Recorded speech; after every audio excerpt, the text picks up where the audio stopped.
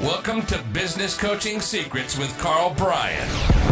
If you want to attract new high-end coaching clients, fill live events, and build a wildly profitable coaching practice where business owners pay, stay, and refer, you've come to the right place. In this podcast, Karl provides his keys to the kingdom for finding and signing high-paying clients and building the coaching business of your dreams. Here we go. Hey, everybody, and welcome to another episode of Business Coaching Secrets, where we give you the strategies, mindsets, and frameworks to building your six, or dare I even say, seven-figure coaching business. I'm your host, the Road Dog, with, of course, the legend himself, the king of the castle, Karl, Bryan. Welcome to the show. Yo. Shoots. New opening. Well done, man. Getting clever, getting creative. Well, as you just alerted me to, apparently just at the right time, episode 300. Is that about right?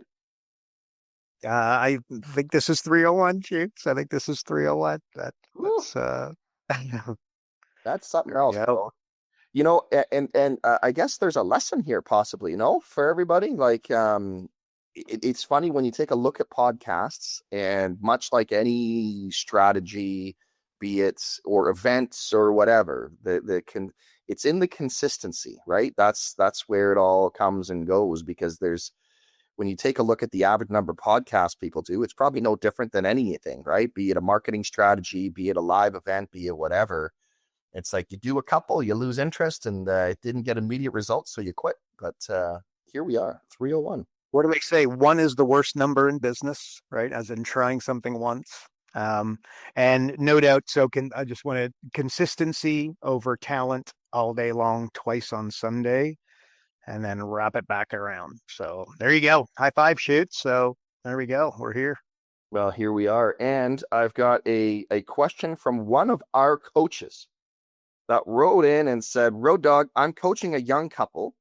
He's 28, who owns a landscaping biz and doing well. They're doing about $200K by the sounds of it here in earnings, and asked me if they should buy a home or rent and invest money in stocks. Oh boy. Ladies and gentlemen, Ray Dalio, Warren Buffett, move aside. Karl, Bryan's in the house. Let's go. Exactly. Yeah, let's start it with, there's people smarter than I that should be answering this question, although we do tend to get this a little bit, so we covered a bit. Again, not financial advice. Speak to somebody much smarter than I, like an accountant or your financial planner. But that said, look, okay, start with a little red arrow. You are here. Where do you want to end up, right? Like the starting line and the finishing line. That's the beginning of any coaching session, or I think, a beginning of any great coaching session.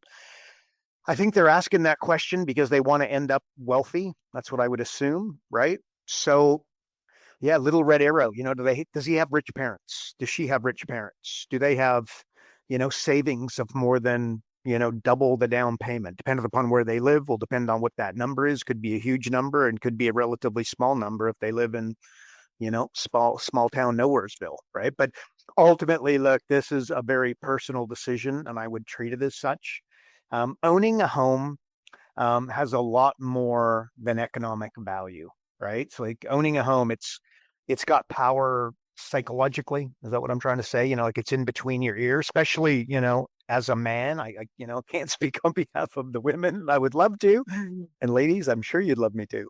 But you know what I mean? Like I just know, to a man, hunter-gatherer mentality, it means something to buy your family a home. So it's not just about the investment, and like, where do they live? Like, is a starter home $1 million?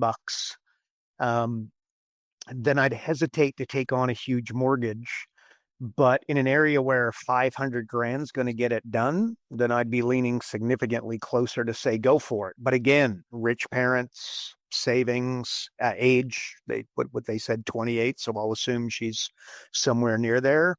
But I just tell you, like, rent is the highest you'll pay when you rent, and then the mortgage is the lowest you'll pay when you buy, right? So translation, owning a home can be very expensive. And by that, like if you personally, I want you to go to how much money have you spent on your homes and your cars over the years? And I'm talking the ancillary stuff, like not talking about, the purchase price, which obviously that should be factored. But again, like when you buy $100,000 car, the expense is not necessarily the car, although it is. It's the interest that you're probably paying. It's when you get a new tire, the front tires are different from the back tires. So that becomes expensive. They probably got low profile rims, again, more expensive, getting it tuned up. Something goes wrong, parking tickets, etc. Anyway, so and the home is the same, like the toilet goes, this goes, that goes, the property taxes, etc. So the rent is the highest you pay, and then the mortgage is the lowest you pay. So that once again, but remember, I said it a minute ago, buying a home, this is a personal decision, and there's factors outside of the X's and O's and the economics of it that I'd be going to.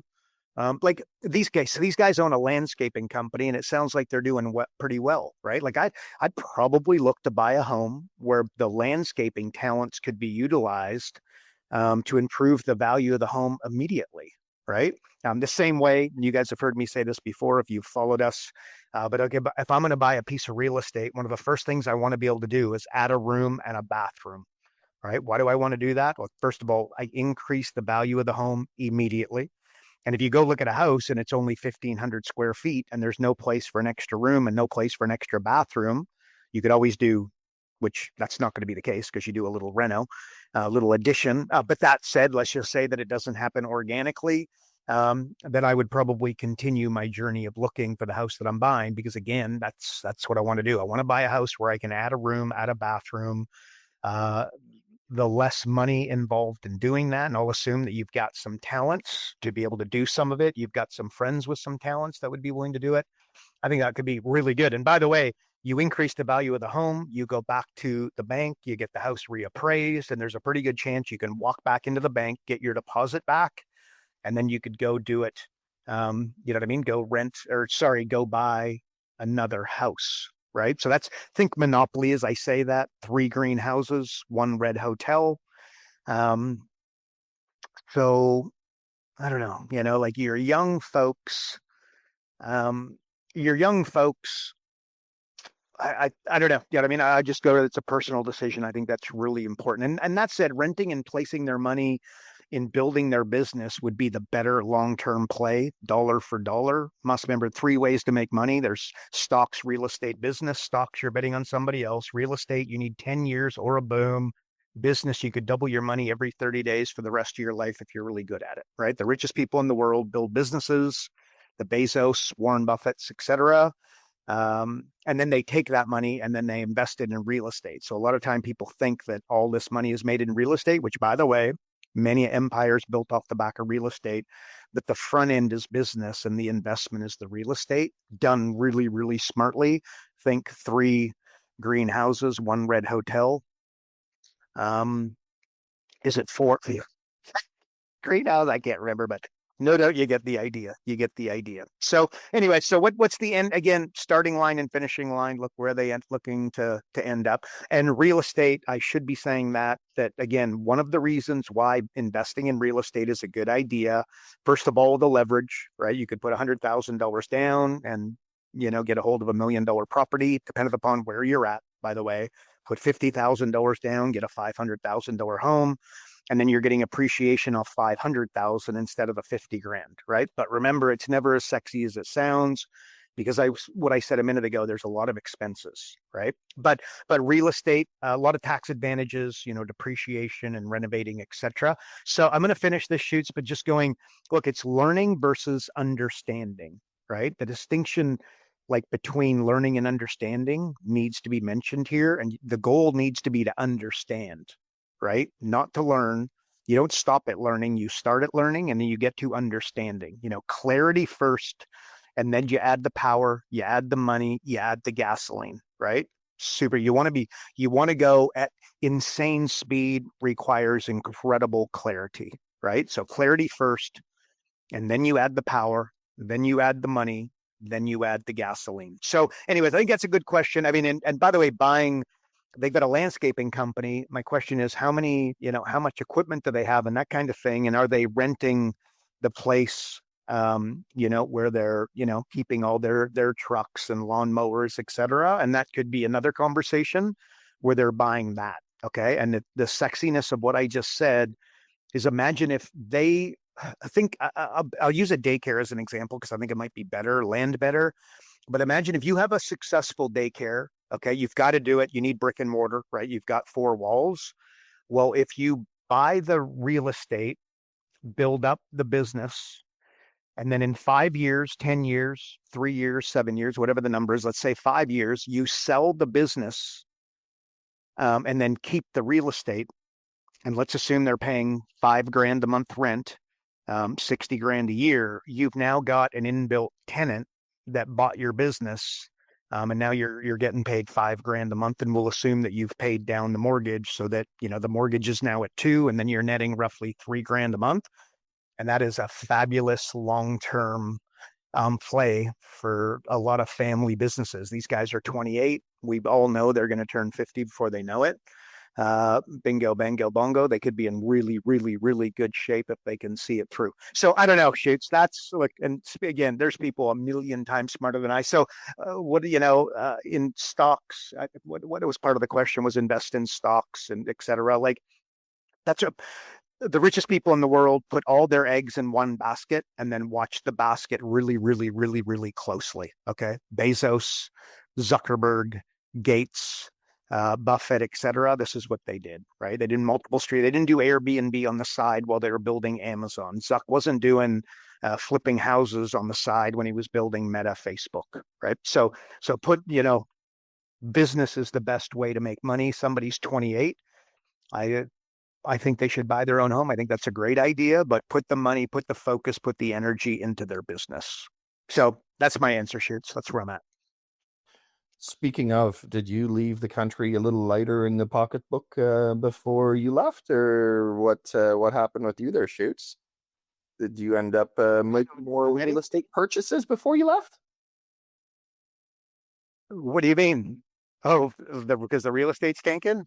Yeah, well, yeah, this is the whole thing, right? Because you and I had a conversation about real estate, and there was what's interesting is you can theory the framework too, by the way, of how you purchase, which I thought is it's always super interesting. But anyways, to be pursued perhaps at another time. But I'm always really curious to see what you're up to, because again, if you guys want a framework and a model in terms of what Karl's done in the past of his.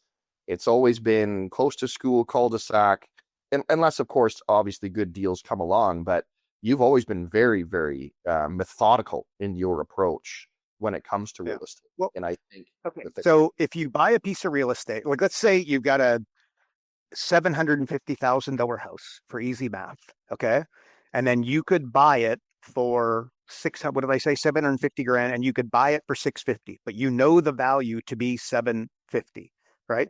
You got to understand when you sign that paperwork, you made $100,000 as you sign it. And by the way, if you could buy it for 550, which would be way sexier, and you'd be, and by the way, you think, are those opportunities available? And the answer is yes. It's an old couple, it's somebody who's distressed, somebody who's filed for bankruptcy recently. It's somebody of the age, all of a sudden, maybe the wrong, somebody passes away, etc. These types of deals are out there. Let's say that the $750,000 house available for 650 grand. When you get a hold of that real estate, you make 100 grand straight away.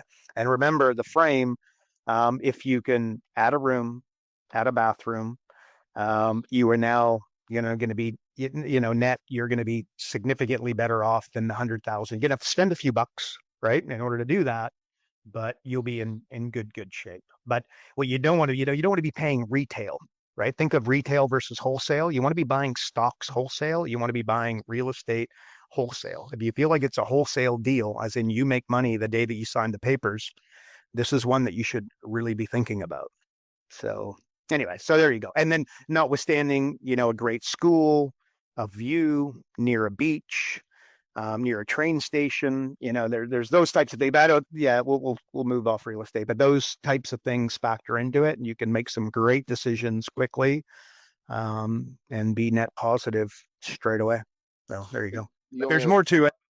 to say to that as well was you'd mentioned that these folks are 28 and 50 comes faster than you think. I'm staring 50 straight in the face, shoots, and yes, folks, it comes a lot quicker than you think. So there you go.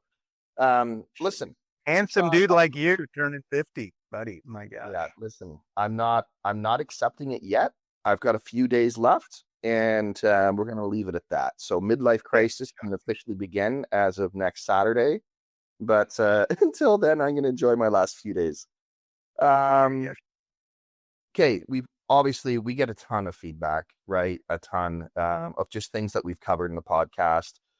And we get especially a ton of feedback on things that have helped people move the needle. And I just wanted to kind of circle back on that and just see if you could give us a few more things as you kind of reflect back on our hard to believe 300 episodes.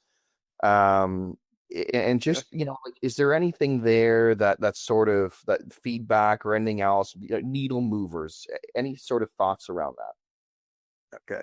I should probably be ready for this one. Shoots 300. We're doing a highlight reel. I don't know how good of a job I'm going to do, but well, I'll tell you this. So we've talked about, I get a lot of feedback on this. In fact, I sent it out as an email just recently, and we've covered it here on the podcast probably a couple of times.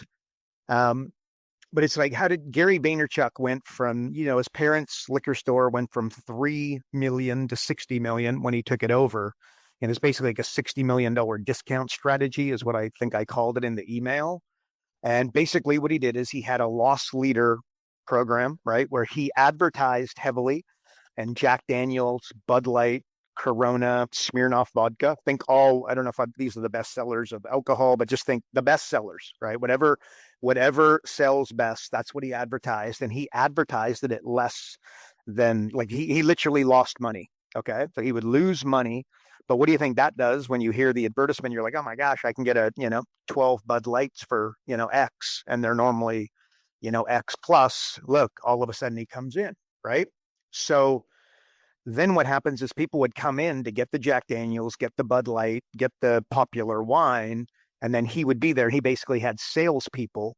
He had salespeople on the floor, and then they would walk them into craft beer and, let's call it craft wine, because you know what I mean? Like wine from like local folks.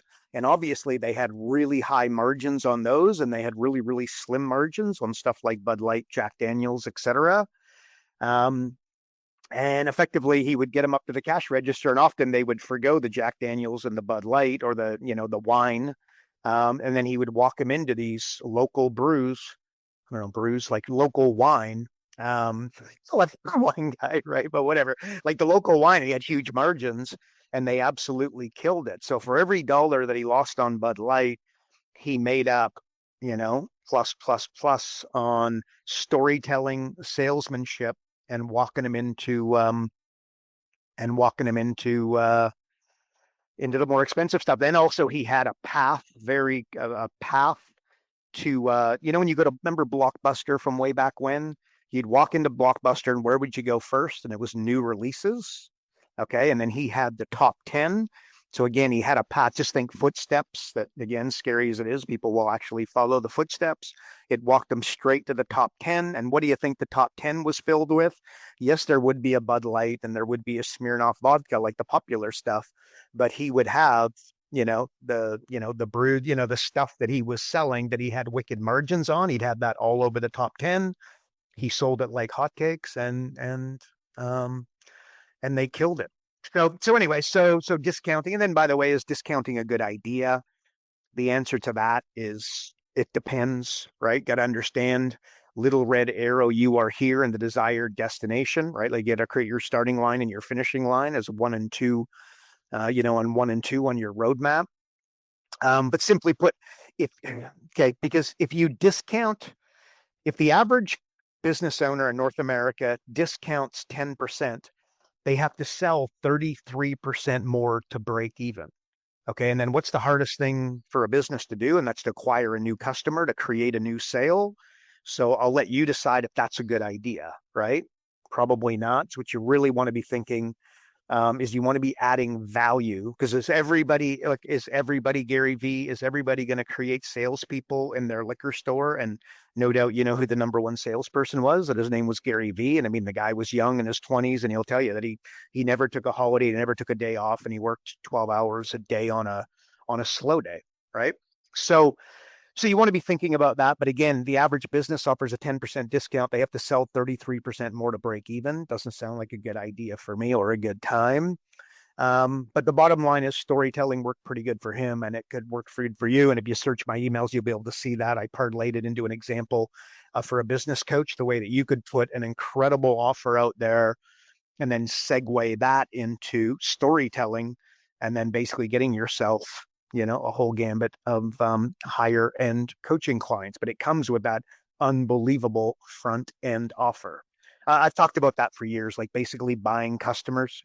If I had so here's the question, Karl, if you had $100,000 and we're about to start a company, what would you do?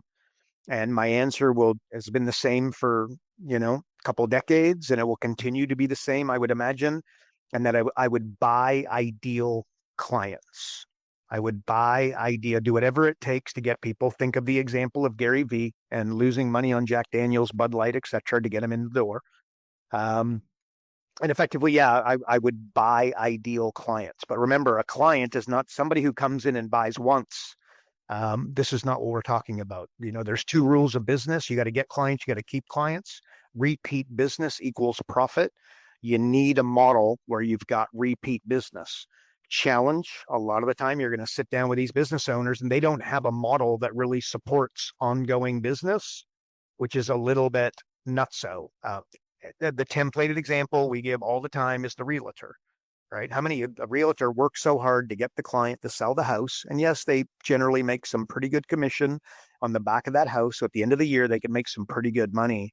But that person's not buying a house for another 5 years on average. And then, by the way, if you ask them in like 18 months who their realtor was, they can't even remember who their realtor was, right? The biggest purchase of their lifetime. And they can't remember the realtor's name. Translation, they're probably not going to use the same realtor in 5 years. Anyway, so the Gary V thing, repeat business equals profit. Make sure you've got a model that supports it. So I would say that, like, keep building while everyone else is waiting for motivation. Next step, next step, next step. What do they don't care about, they don't care about how motivational you are. They care about what you're building. I'm kind of making a meal of that, but just, people care about what you're building. What are you building? You want to get high-end people on the phone. Like, I had somebody on the phone, without going into the details, but like, he's talking about getting me like on a stage. That is just really, it's just a very, like, I was the guest speaker of the Rich Dad Poor Dad Super Conference in 2007, way back when. So I know the Rich Dad Poor Dad. Like, there was a time when I said I knew Robert Kiyosaki stuff better than he did, and I really believe I did. I mean, like, I knew his stuff inside out and right side back up. I've also interviewed Rich Dad on this podcast. It was a long time ago. Brilliant son of a gun. But at the end of the day, so I know that world a little bit. So this guy, look, they care about what you're building. I'm showing them the software. I'm showing them the power of, compounding, marginal utility theory, which ultimately is profit acceleration. I built profit acceleration software. He's like, wow, it's like mathematician level kind of individual. And he's just like he sees the power of it. Some people, without really understanding and delving deep into the math, it's hard to understand, quite frankly, what, how powerful it is, what we built. I hope that doesn't sound, I say that with humility, the utmost humility, but the reality is that the software is insanely ingenious, the way that it puts profit in the business owner's genes, right? Remember, I didn't build revenue acceleration software. I built profit acceleration software. Profit is a domino that knocks over all the other dominoes. You want good staff, profit. You want to keep good staff, profit. You want to have a 3-week vacation, profit. Got challenges at home with your marriage, profit, right? And again, nuances to all I'm saying. But anyway, so they care about what you're building.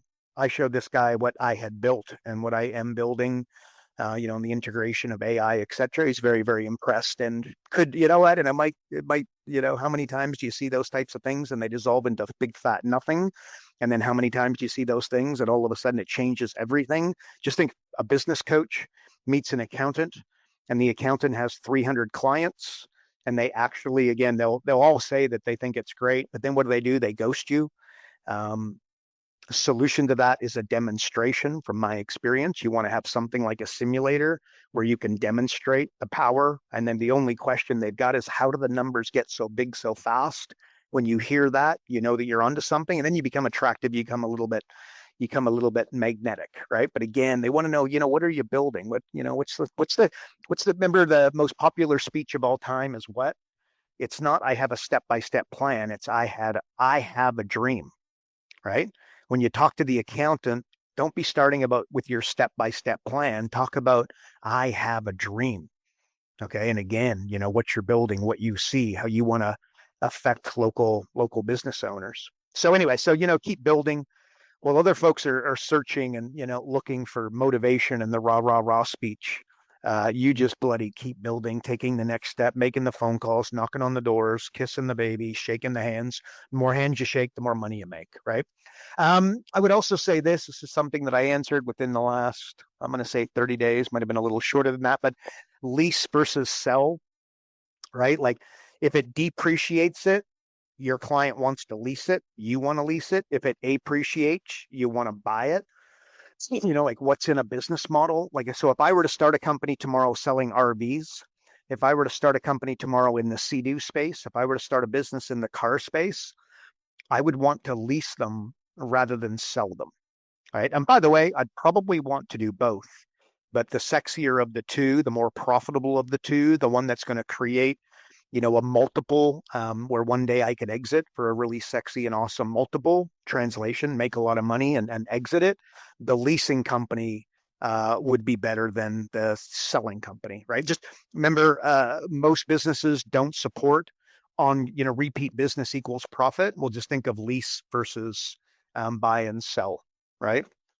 So anyway, so I think that's, and again, if it depreciates, you want to be renting it or leasing it. And if it appreciates, you want to buy it. So we'll wrap this up here, but this might be more a Zen thing than anything else, right? But I've answered this a number of times. So imagine that you're 90 years old, right? And again, I'll really do it. Like close your eyes, go to that place and like hold it, right? And I would get you to, if I was doing this one-to-one, which by the way, I did this. I was the officiant in a wedding and I got them to do this exercise, a little different than this, which my buddy Michael Neal, by the way, mentioned it to me the morning of the wedding. And I'm like, oh my God, I got to put that in there. But anyway, so I got them to do a little thing for their marriage in the future and to anchor this moment. So that when they went through the trials and the tribulations, remember, nobody waits in line for a flat roller coaster, is what they told them, right? So enjoy marriage's ups and downs, enjoy life's ups and downs, because believe me, they're coming. And the downs, there will be ups, but in the ups, there will be downs. And just, hold on. It's all good. But anyways, okay, so back to this. So if I would get you to hold this for a long period of time, right? So maybe you've done that as I just waffled on. But anyway, so you're 90 years old, close your eyes, hold it, go there, and legitimately go there, right? What do you think you would wish for as you're 90 years old? Right. And by the way, I got an 83-year-old old man and I literally speak to him like every day, like not every day, but almost absolutely most days. If I don't speak to him, it's just we missed each other. Right. Well, what do you think my old man would be wishing for? What do you think you will be wishing for on your 90th birthday? Well, and it might be a few things, no doubt some good health and health of your family. Okay, that's granted.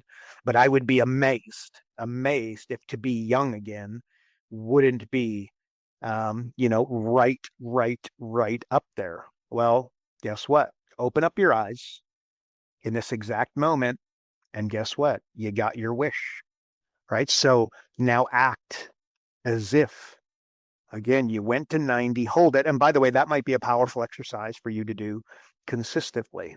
And by the way, if you did it consistently, think studying versus training, right? Studying is the course, listening to the podcast, Going to the event and sitting in the room, taking notes. But training is doing it over and over and over and over and over again until it becomes instinctual.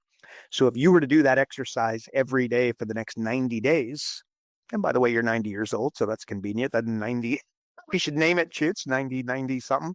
But anyway, so like go there and you know what I mean? You think you might get a little bit better, a little bit better, a little bit better at holding the 90-year-old. And then genuinely, because what's going to happen if you could come back to right now, the gratitude that you could legitimately feel would be insane. And by the way, so Alex Hormozy, who I think is a total stud. He says what he does is he uses his 90, it might be 80, I think it's his 90-year-old self, but whatever. But he uses that as his mentor, right? Because he says this person has nothing but his best interests at heart, right? So that person is going to be like 100% aligned with him. So question for you would be, could you use that same 90-year-old self as your mentor? And if you could, and you got better at it and you trained on it, instead of studied it, but you trained on it over and over and over again, that could be pretty powerful. And you get a little bit better, like the advice, the guidance, the alignment, everything would just get a little bit tighter, a little bit tighter, a little bit tighter. Look, I think that would be sensational. So anyway, shoots, those are a few things that we've heard. No doubt a highlight reel might be a great idea at some stage. That's not a good representation of our highlight reel, I would dare say, but hopefully it's pretty good. But that's what I got. When you start throwing out lines like no one's lining up for a flat roller coaster, it's sort of like when I said to you, one of my buddies threw out the I'm not going to go chasing parked cars. Nice. I love that. Yeah, I remember. Yeah. We're entering the Zen zone. So let's go, shoots. It's a newer segment. We definitely have not done this for 300 episodes because let's face it, you were probably a lot more of a stress ball than 300 episodes ago than you have been for the last, say, 100. So everyone, there you go. A moment of Zen with Karl Bryan. Go ahead, shoots. Okay. Well, I tell you. Okay. So I may have said this last week, but I bought an Oura ring, right? And this thing, remember you and I, Road Dog and I got together here, had a couple beers last week. This Oura ring is awesome, man. And one of the things I program, so you can program it for different things, and obviously your exercise and working out and, to do, and, sleep and a lot of these things just, it's stock standard. But anyway, so, yeah, I'm just going to recommend it. There you go. And, you can use your Apple Watch, and I've had an Apple Watch. I've got one, but I don't use it. I wouldn't even know where it is. But I got to tell you, the Oura ring is, I feel like it's tighter. Like it's not as much, I can't talk to it. I can't, if I was texting and talking to it, I think that maybe that's what happened. It just took away a lot. So anyway, so I'm going to recommend that. It's got me feeling pretty good. And it literally tells you, it says I was talking to one of my best buds here 2 days ago, and it said to me, as I was talking to him, I just happened to look at it. It's an app, I'm looking at it on my phone, right? But anyways, and it says you're very calm, something to the effect of you're very calm at the moment. So whatever you started doing about 18 minutes ago, you should continue to do. So I told him that it was pretty funny. So anyways, there's that. And speaking of which, the reason I was speaking to him, my wicked buddy Stu will be listening at some stage, no doubt. He loves the podcast. But anyway, so he fell off a ladder, and he's a big boy, by the way, and not overweight. He's just he's a large. He's a big guy. Anyways, knocked himself out, was unconscious for a period of time. You can imagine his kids, his wife were going nuts. Okay, Zen, I talk most people are worried about, heart attacks and that sort of stuff. And of course you should be. But one of the things, if you're the average 40-year-old, you got to worry about driving. You got a way better chance of dying while you're driving than you do of most other things like cancer, heart attack, etc. And then also choking. Got to be my daughter, we're eating steak, man. I get her to cut that stuff up so tight. You got no idea. Hey, I'm getting to this. Gentlemen, ask a fire. Don't listen to me, please. Speak to a fireman. No doubt you know one, and ask him or her the number one reason they get called. And they will tell you, middle-aged men falling off of ladders. And I'll tell you, folks, please, if you're a middle-aged man, stay off the freaking ladder. He basically, the doctor said to him, you're lucky to be walking out of here. He goes, most people with this kind of, what happened, are rolling out of here. And you know what I mean by that, right? Anyway, so ladders, Zen. I don't know, again, that's so un-Zen. Maybe it's Zen. I don't know, but that's Zen. Okay, Zen. Here's something that's Zen. Which, by the way, Stewie and I literally talked about this, but there's two people that you want to make proud: your 10-year-old self and your 100-year-old self. Right. So remember, if your inner child is still alive and well, you've won. Again, that's from last week, because I said that in the wedding speech. But like, if your inner child is still alive and well, you've won. So that's your 10-year-old self. And then your 100-year, maybe I should use 90 given what I just said a second ago, but whatever, 110 just sounds like round numbers to me. Your 100-year self and your 10-year-old self. So the 100-year-old self looking back saying you did it, you did good, you operated with integrity, you did your best, given the dynamics, etc. But also the 10-year-old, really, really importantly, why? Just keep that inner child alive. Again, I listen to, stand-up comedy every day, for a long time now. It's like 5 minutes. And how do I do it? Because I watch it all the time. When I go to my Facebook feed, guess what? Comedy comes up all the time, as well as a lot of motivational stuff. So despite the fact that a lot of people's Facebook experience is somewhat negative, I would dare say that mine's quite positive. Although I probably stare at the stupid thing a little more than I should, but you know what I mean? So it's a good thing. So Matt, I certainly work pretty hard to keep that inner child rocking. Okay, here's something else. I don't know how this is going to go, but okay, Brock Purdue. Do you know who Brock Purdue is, Shoots? The San Francisco 49er quarterback. Negative. Hey, anyways, Brock Purdue, he was Mr. Irrelevant. Okay, that means that he was the last person picked in his draft class. So he's come good, and he's superstar. He got his, he hasn't won a Super Bowl, but he got his team to the Super Bowl. Unbelievable record. Not a big guy, just not, just not built like the prototypical, 6'4" quarterback nowadays that you see. But anyways, the narrative around him is about to change, right? So he used to play for peanuts. Let's just say he was making $1 million a year, whatever the minimum is in the league. That's what he was playing for, right? Because again, he's a pretty young guy. So he's playing for peanuts, and he was totally adored, right? Like he was the prototypical underdog, overachieving that we all cheer for, right? And of course, everybody loves that story, right? Well, he's about to learn how the world treats an underdog and a guy that signed a $250 million contract, which I believe that's what he signed. It might even been more than that, to be honest with you, but it's like $250 million at least, right? They're about to start treating him very differently, right? So that you can do it, go get him, Tiger, is about to be changed to one word that I would put in quotes, and that's expectation.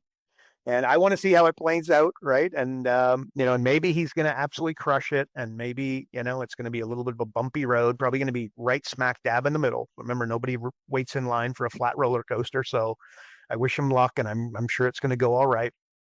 But, no doubt the underdog goes to the $250 million guy. And I think there's going to be a little bit of pressure on him. And I want to see how that can change things, right? Because again, winning and losing, like psychology is only everything, right? So I wonder how that's going to affect him. I'm interested in that. But the narrative will change.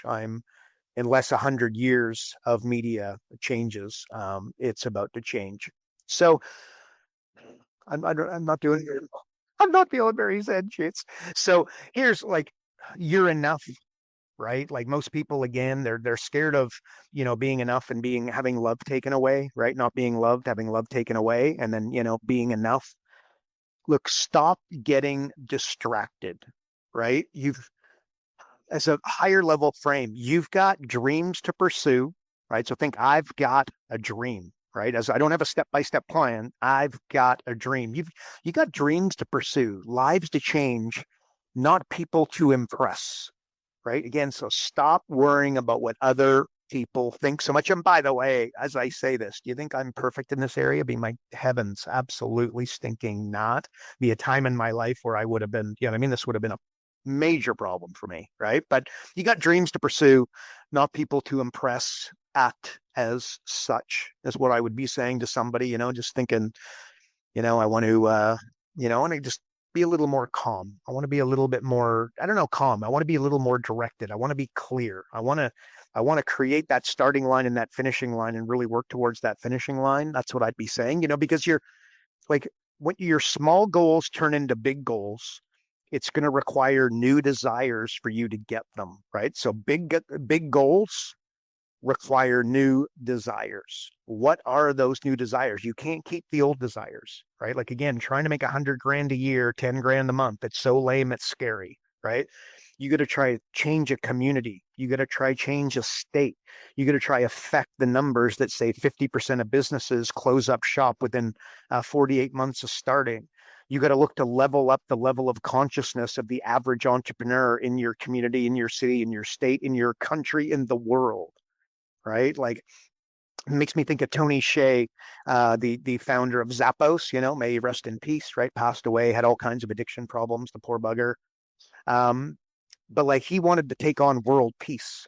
And I remember when I heard this, it literally took my breath away. But his game plan was world peace was his goal, right? This guy's a billionaire on steroids. And we're talking, he was a billionaire when being a billionaire was a little more impressive than it is today.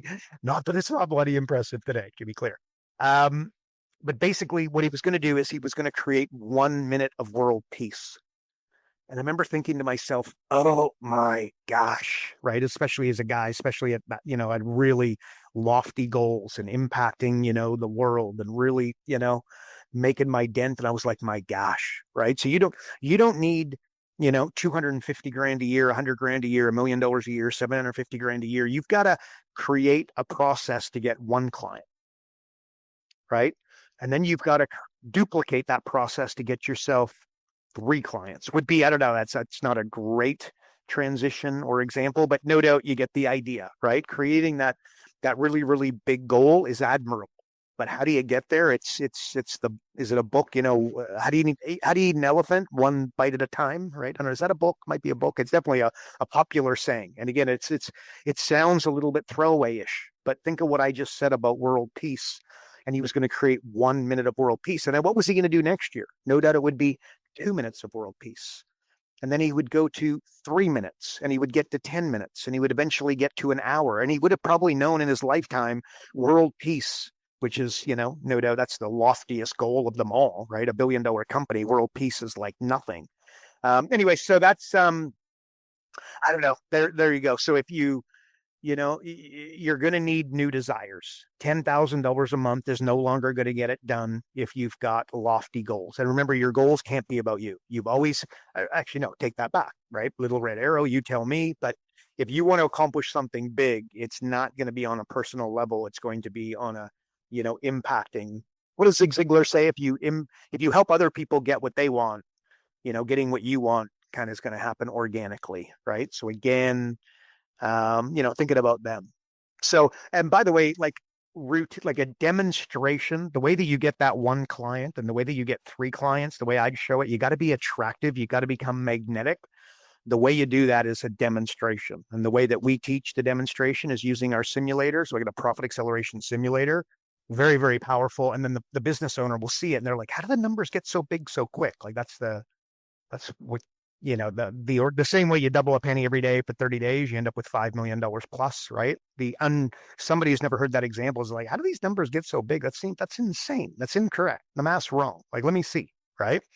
And that's how a really good way to get into a business owner's, on a Zoom, on the phone, face to face, is a powerful demonstration.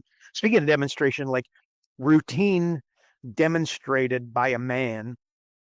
How do I want to say this? Like routine demonstrated by a man, by you, by me, by Road Dog, but routine demonstrated, it's a sign of drive and ambition. It's what Road Dog said earlier, like we're at 300 episodes, right? Like it's the consistency. And no doubt we've had some great episodes and we've had some not so great episodes, no doubt, right? And I remember reading a review, it was like, a podcast to watch, but it said it sounds like they're driving in a car or something to that effect. But you know what? If we tried to make it perfect, we would have never got here, right? And it's still, no doubt, there's some, you know what I mean? We could improve, folks. Maybe my Zen, my Zen stuff could be a little bit prepared as opposed to a little bit wonky and unzen like. But anyway, so that's, your routine is a demonstration of your drive and your ambition, is what I'm getting at there. And lastly, Shoots, what I want to say, okay, we're on Zen here. What messes with you more than anything, and what messes with Road Dog more than anything, and what definitely messes with me more than anything, is the picture in your head, the picture in my head, the picture in Road Dog's head, the picture in your head on how things are supposed to be. Right? Stop it. Just stop it. What messes with you and creates more anxiety and stress and blah, blah, blah, lack of love and lack of feeling enough, etc. Right? The two biggest fears. It's just that Polaroid in between your ears of the way it's supposed to be. Right? It's just, it is the way it is because that's the way it is. And that is exactly the way it's supposed to be. Anyway, so there you go, Shoots. That's all I got for Zen, bud. Yeah, I got a couple things here for you, and then we may just wrap this up. But I want to share this one Alex Hormozy quote because I heard it. It's beautiful. You don't become confident by shouting affirmations in the mirror, but by having a stack of undeniable proof that you are who you say you are. Outwork your self-doubt. Nice. That like proof. That's it. Like, it's like, if you went to court, like, a good trial lawyer is never asking a question that he doesn't already know the answer to, or she is not asking a question that she doesn't already know the answer to, right? No one surprises in that environment. So yeah, there you go, man. I love proof. It's funny, and like in a court case, everybody puts so much emphasis. It's just how the way common sense is very seldom common, right? Like in a court case, what do they call it? Personal an eyewitness has more weight than almost any other evidence. And do you know what? The worst bit of evidence you can possibly have is eyewitnesses are the most unreliable.